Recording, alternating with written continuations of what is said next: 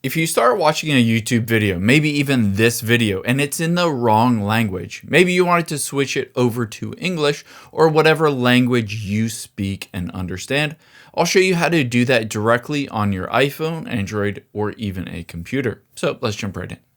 Now, the first thing we need to do is make sure your device is in the correct language, because a lot of times YouTube pulls from that. So tap on the Settings app on your phone, tap on General, and then tap on Language and Region towards the bottom. You can see my language is set to English, iPhone language. You can always tap on Add a Language and add which language you want. Again, a lot of times YouTube pulls the language that is just on your device. So set the correct device language on your iPhone, Android, or computer. But if that doesn't work, let's change the language directly in YouTube. So just open up YouTube app or youtube.com.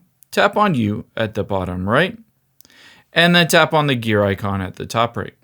From here, tap on Languages midway down, and then tap on Preferred Languages.